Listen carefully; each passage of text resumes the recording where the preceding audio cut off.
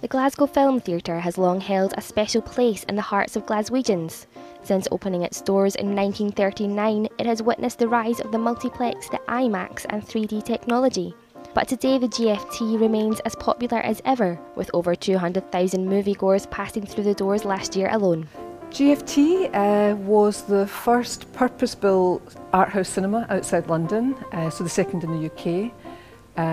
And it remains one of the busiest cinemas of its size and type in the UK. Glasgow's got a real cinema-going heritage.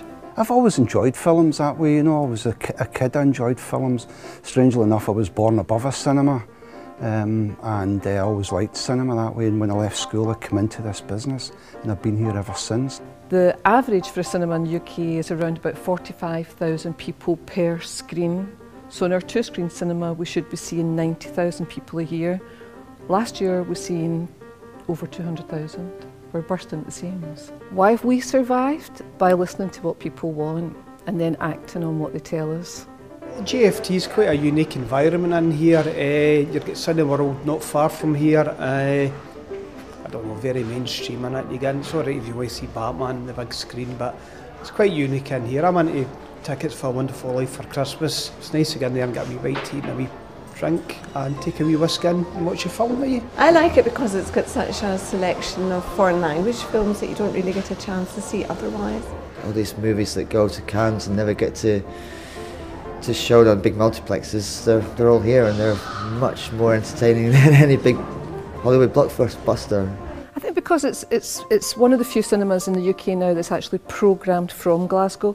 So we have our own programming team and we work with a lot of other organisations in Glasgow and across Scotland and indeed across the UK and Europe in programming this cinema specifically for a Glasgow audience. And their views are always known. There's something about it, it's got a sort of homely atmosphere, you know. We still have basic things like ushers will come in and show you to your seats that way. We have a staff that's been here for years. We don't have a large turnover of staff. I think another thing that's special about the cinema is in two screens. Last year we showed over 550 different films. It's not just, you know, like foreign language movies. There's a whole range of work for older people, younger people. There's something for everyone, I think. Most of the multiplexes, when they changed over that way, they took all the projectors out completely. We keep our projectionists. It's a little known secret, but with all the new technologies, it's a dying craft. As I say, we still do a lot of 35mm that way for specialist stuff that's only available still in 35mm. The GFT is now looking to expand to allow more choice for cinema goers. At this stage we're looking at a total budget of 2 million. That's 1.6 million for the first phase, which is the public areas, and then a further bit of money to redo the offices. One of our problems at the moment is that you blink and you miss it.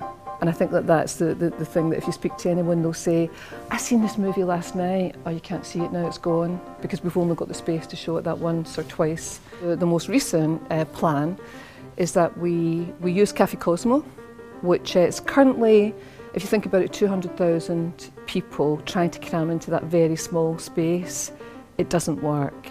So we'll take Cafe Cosmo, turn that into a 60-seat cinema, and then we'll reorientate the same size of catering facility, but across the building in different spots. Which should be really exciting. It gives our audience more choice that way. You know, we can now, at the moment with 2 screens, we're limited to the amount of films that we can show every month and how long you can show them.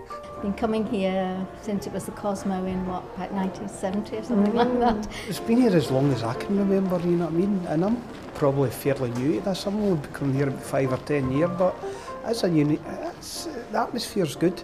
I think it's just, it's a really, it was a building that was built for art house cinema, and the whole thing about looking to the future to make sure that we keep this at the standard that it is for future generations of Glaswegians.